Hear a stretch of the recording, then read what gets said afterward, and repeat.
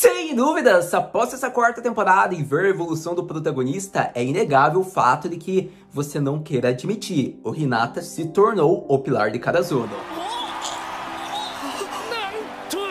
Haru Arado, Domodomo, meu querido e minha querida Kohai.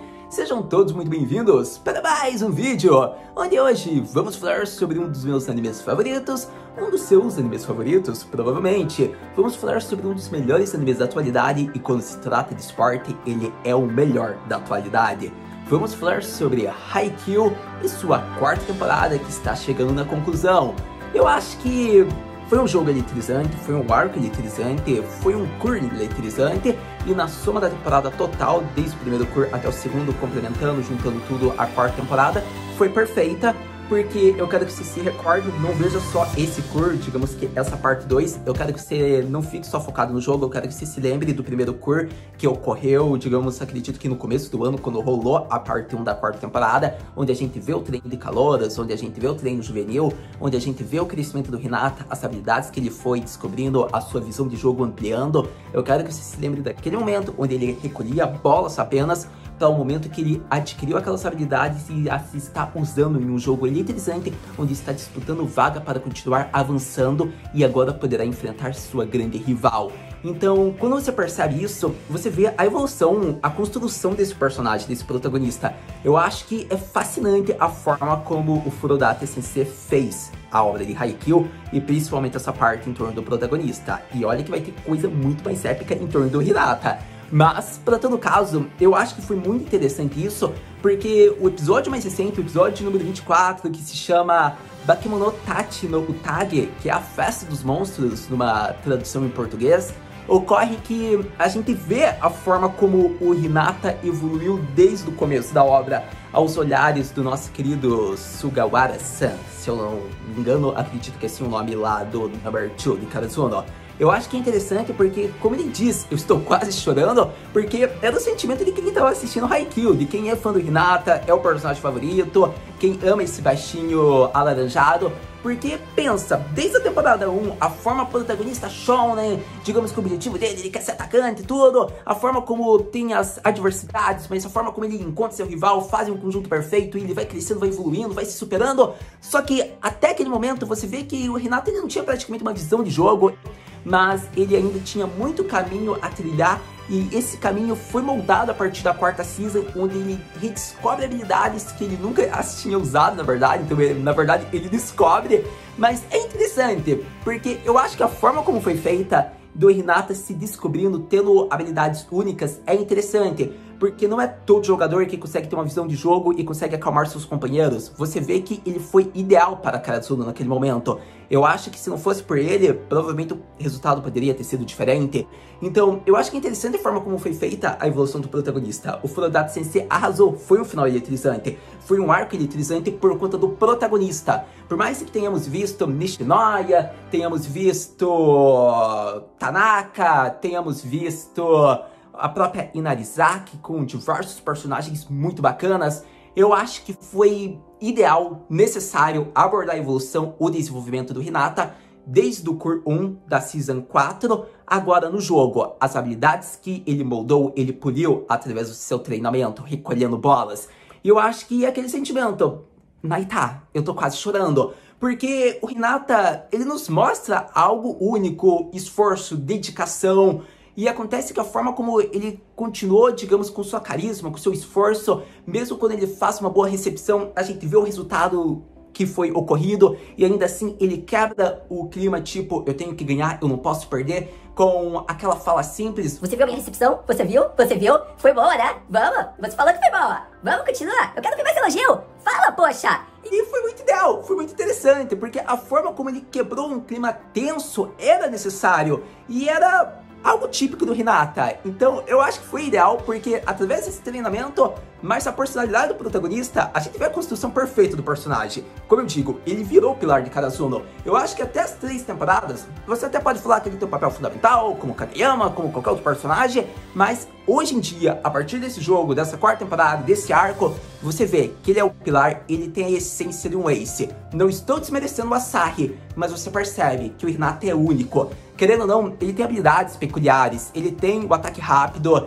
ele consegue ter uma estamina muito alta, ele consegue servir de isca, e agora com a visão de jogo que ele tem, digamos que com sua carisma para momentos únicos, que é para desconstruir o clima, para fazer com que todos se acalmem, ou no momento de tensão do jogo, como ele elevou a bola para que todos respirassem, se acalmassem, é interessante. Não foi algo sem pensar, foi algo planejado, não foi uma coincidência. Foi algo proposital, então é interessante porque o Hinata evoluiu demais no treino que ele teve, graças ao treinamento que ele foi designado, graças ao primeiro cur da temporada 4, então não tem como, por isso eu digo, é a temporada, é a evolução do Hinata em Haikyuu, e por isso ele se torna praticamente um ace, ou ao menos o pilar de Karasuno.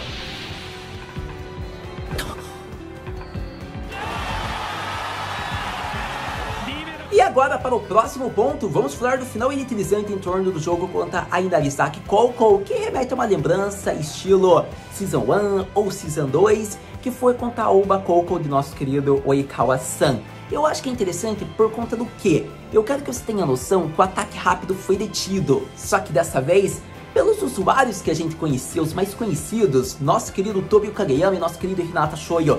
E foi interessante porque, como o próprio Tsuki fala, eles eram os únicos que foram sem hesitar. Eles sabem como administrar, eles sabem possivelmente como deter. Eu acho que foi ideal e necessário ser eles, por conta de que foi um ataque de usuários, ataque rápido, contra um contra-ataque de usuários rápido. Então, eu acho que é interessante, porque a gente viu que foi com tudo. Tava tudo inesperado, poderia dar qualquer resultado, ainda mais pra quem não leu o mangá.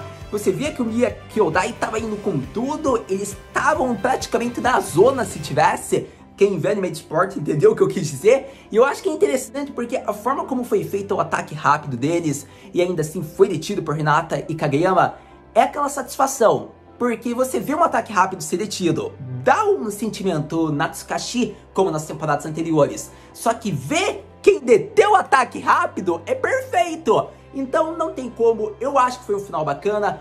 Foi legal o bloqueio feito pelo Hinata, pelo Kageyama. A forma como foi o ponto, acho que foi ideal. Foi muito melhor do que seu protagonista, seu ace. Eu acho que não tinha como. Dessa vez, tinha que ser um ataque rápido que era único do time de Inarizaki, ser detido pelos originários, pelos usuários de ataque rápido de Karasuno. Então eu gostei e tinha que abordar com vocês que foi uma cena, um desfecho, um final perfeito e ideal. A partir disso, vamos para o próximo ponto. E eu diria que agora devemos ir para o ponto que é interligado já ao final, só que é o time de Inarizaki, que agora a gente fala um pouco mais deles, que foi explorado, foram os personagens desse arco de Haikyuu. É interessante falar deles, porque eles têm um ataque rápido que rivaliza com o ataque rápido de Karasuno, do nosso querido Kageyama, nosso querido Hinata. A gente vê que é um ataque feito por gêmeos, e eu acho que é interessante o Mia Kyodai, porque eles são personagens impagáveis, são engraçados, são interessantes, são carismáticos. São personagens que a gente poderia colocar, por exemplo, no nosso top 5, nosso top 10 de personagens favoritos de Haikyuu, e que podem ter muita importância futuramente para Haikyuu. Já tô dando umas dicas aí para quem só vê o anime. E eu acho que é interessante, galera, porque eu quero que você pense que foi interessante dois pontos. Mostrar a versatilidade do Hinata durante o jogo contra eles, a forma como ele disputava, que ele tentava marcar, a forma como a gente via as suas recepções, ele ampliando sua visão, ele tentando sempre capturar a bola, foi o melhor momento para tentar ajudar no bloqueio, para fazer uma manchete, para fazer uma recepção, como é que a gente usa os termos técnicos, né, no vôlei. E o mais interessante de tudo isso, galera, foi ver que assim o Hinata se tornou uma outra pessoa. Hoje em dia, ele já não está mais vinculado ao Kageyama totalmente, como nas temporadas anteriores, através do seu ataque rápido, serviço à isca. Você vê que ele mudou, ele é um outro tipo de jogador, é um jogador único, que não precisa necessariamente somente do Kageyama. E a partir da introdução do time de Inarizaki, a gente vê o Mia Kyodai, em específico o nosso querido Atsumu-kun, um personagem que está muito interessante e poderá ser explorado futuramente, talvez.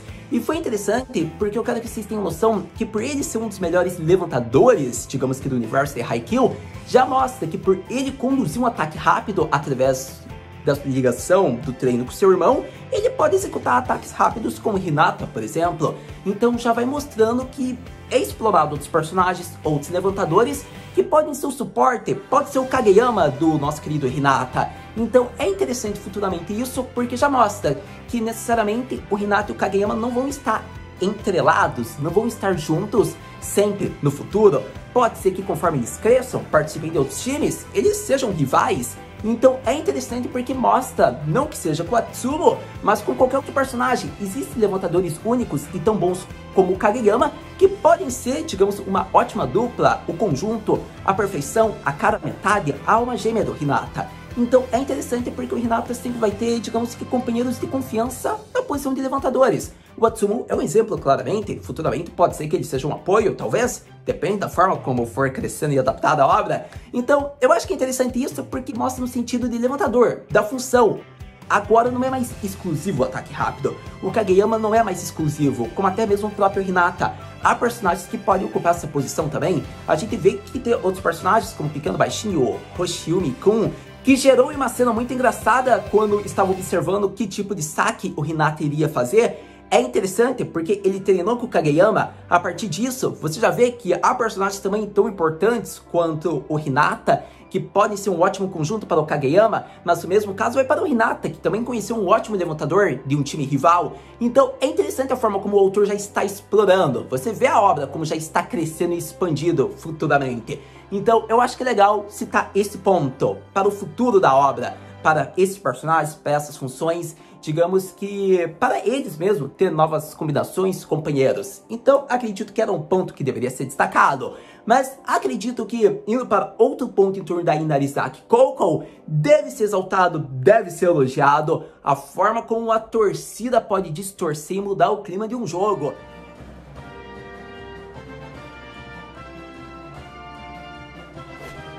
Mais bacana de tudo isso é que mostra também que o apoio de Karazuno, principalmente da irmã do nosso querido Tanaka, da Sayako, foi importante. Porque que ela percebe a sua própria posição, e isso é legal, porque se torna um pouco de desenvolvimento para a personagem que o Furudata Sensei forneceu. Afinal, devido à sua experiência nas temporadas anteriores, torcendo para Karazuno, ela percebe possivelmente os erros, sua forma como agia, e dessa vez ela muda um pouco. Ela tenta distorcer, ela tenta mudar, ela tenta fazer com que o ritmo que estava sendo ditado mude para que a concentração seja quebrada.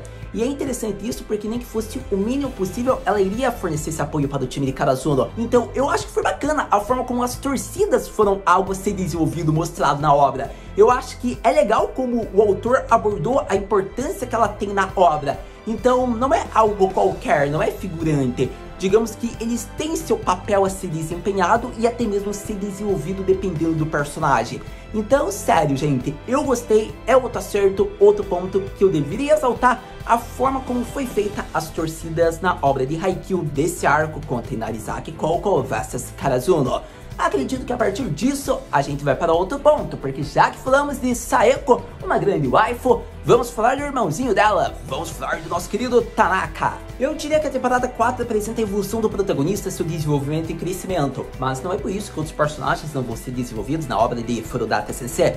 Vemos que em Haikyuu o que é mais explorado são os personagens e é um acerto a forma como eles nos cativam através de seus pensamentos, reflexões e suas maneiras de agir. E eu acho que Tanaka nos impressionou através dessa temporada, ainda mais quando ele foi o foco na partida. Afinal, devemos nos lembrar que uma partida não é nada fácil, tem momentos de altos e baixos, momentos que você fica de cabeça para baixo, momentos que você é um ace, momentos que você é a decepção, momentos que você é a vitória, a glória, o herói que pontua no final, ou às vezes a decepção que fez o time rival ganhar. Eu acho que é interessante isso porque não tem como, a forma como o Tanaka foi abordado e desenvolvido, as adversidades que ele sofreu, é algo muito interessante porque tanto ele como o Noia foram desenvolvidos nesse quesito. Eles tiveram adversidades, mas eles se superaram na forma como foi feita. A gente vê que, pro Tanaka, a forma como foi feita, que ele não tava conseguindo, até o momento que ele finaliza o set fazendo o ponto decisivo, é interessante.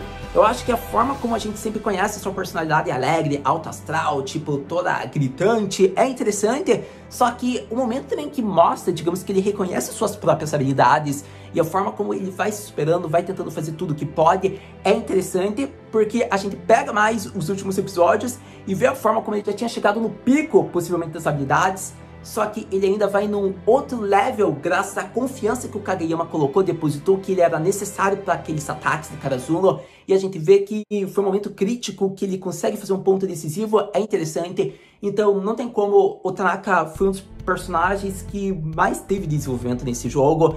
E talvez um dos únicos, e que nos mostrou uma evolução que interessa, emociona e para muitos até torna esse personagem muito mais querido, pelo menos ao meu ver. Então, acredito que a partir disso, falamos sobre Tanaka e seu crescimento na 4ª temporada. Sem dúvidas, uma ótima temporada, um ótimo curso, um ótimo jogo, um ótimo arco. Haikyuu nos impressiona cada vez mais. Eu acho que foi uma temporada muito boa, meus queridos. Eu acho que foi interessante a forma como foi feita, administrada na partida, os matchups, onde havia mini batalhas, como foi mostrada. A gente viu que dependia das formações de cada time a cada set. É interessante isso, porque a gente vê que um time sempre ia já numa formação clássica, enquanto uma sempre se aproveitava de seus jogadores e suas peculiaridades. Então isso fornecia, digamos que, algo já comum contra algo inovador, e assim a gente via inovações.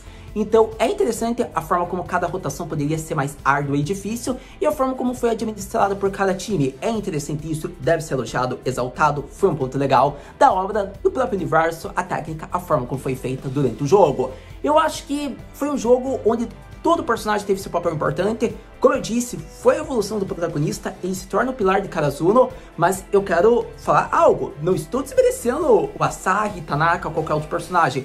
Todos tiveram sua relevância. A gente vê que o Asahi mostrou a importância de um ace, o papel que ele desempenha na obra. Então foi interessante. Eu acho que a forma como o Tanaka também mostra seu papel como um ótimo atacante foi interessante. A forma como o Nishinoya era um líbero que estava sofrendo adversidades e mostra que não é todo jogo que você vai ser, digamos que, as costas protetoras, vai ter complicações, mas assim você terá companheiros que podem marcar pontas, vai ter companheiros que podem direcionar e falar na frente para que você consiga. Então é interessante, é um outro ponto que deve ser elogiado. Afinal, Kinoshita como Yamaguchi mostram suas funções únicas através do saque, o que mostra que muitas vezes você só teria uma função, era tudo ou nada, mas não quer dizer que é impossível, você ainda pode ajudar de outras formas o seu time a vencer, a passar. Mesmo pra gente lembrar do Captain lá da Inarizaki, foi legal ver a forma como ele observa seus companheiros, a sua rotina, seus ensinamentos passados, até o momento que ele está no seu 3º ano, ele recebe o uniforme e se emociona, porque mostra, poderia parecer que ele não ligava, ele fazia uma rotina básica, mas muda, querendo ou não, quando você vê recompensas disso. Então, felicidade é felicidade, e é interessante a forma como foi feita. Eu acho que isso é um dos pontos altos de Haikyuu. A forma como você faz cada time ser explorado, a forma como você às vezes quer torcer pro time rival que tá enfrentando o Karasuno é interessante. E o Inarizaki foi um time que eu falei, vai, acerta. E daí nos momentos da Karasuno eu pensava, vai, Shoyo. Então é interessante, não tem como. Eu acho que é essa a graça da anime de esporte, é essa a graça de Haikyuu. A forma como a gente fica eletrizado, a gente fica torcendo, como se a gente estivesse na torcida ali, vendo o jogo. Só que no momento a gente tá em um time, no outro momento a gente tá no outro time. É legal a forma como o autor faz isso. Querendo ou não, a gente se cativa pelo personagem que está sendo desenvolvido, pela pessoa que está jogando, pelo jogador, pela sua evolução, pelo seu crescimento, pela sua história. Então é interessante e deve ser enfatizado. E eu acho que o momento que a gente vê o Bokuto, o momento que a gente vê o Kema é interessante também, ainda mais em torno do nosso querido levantador da Nekoma, que possivelmente vai ser o próximo a ser abordado na Season 5, porque vai ser Karasuno vs Nekoma, provavelmente. E a partir disso a gente vê que ele foi um personagem a ser explorado em 2 episódios. É interessante a forma como ele mostra sua garra, seu afinco por games. Afinal, se ele não poderia passar a noite, por que não acordar mais cedo? Eu acho que foi uma boa dica e muita gente vai fazer isso. Mas, ok, né? Também uma dica aí, né, galera? Se vocês não podem virar à noite vendo o vídeo do Haru Senpai, acorde mais cedo para ver o vídeo do Haru Senpai. Kema nos ensinando uns truques aí para ler, assistir tudo. É interessante. E eu acho que foi também bacana porque mostra o seu desejo de não querer perder, a forma como ele se importa com seus companheiros. Inclusive, eu devo elogiar que o segundo Kema foi muito bom. Se eu não me engano, talvez seja o Yuki Kaji. Eu acho que a voz era muito parecida com personagens que esse dublador já faz. Então, eu acho que ficou muito ideal. Por mais que fosse o mesmo dublador, eu senti, digamos que, mais presença nessa temporada. Ou é que eu quis também olhar com os outros olhares para esse time, e mais pro Kema, que é um personagem que eu comecei a gostar mais. Então, eu queria enfatizar aqui também a dublagem dele, que ficou muito boa, como a dublagem do Shoyo, continua perfeita. Também a dublagem do Miyatsumo ficou muito boa, eu acho que ficou perfeitinha. Então, não tem como, foi uma temporada muito boa em vários aspectos. Não vou entrar no assunto aqui de questão da animação, eu acho que o primeiro Cour até foi bom, eles conseguiram fazer bem. Esse aqui já é alvo de críticas em algumas cenas, em alguns momentos, em alguns frames sim, porém, eu acho que a história é tão apaixonante, vibrante e fascinante que a gente fica preso nisso e a gente fala go, go, go, Karasuno! Então é tipo isso, meus queridos.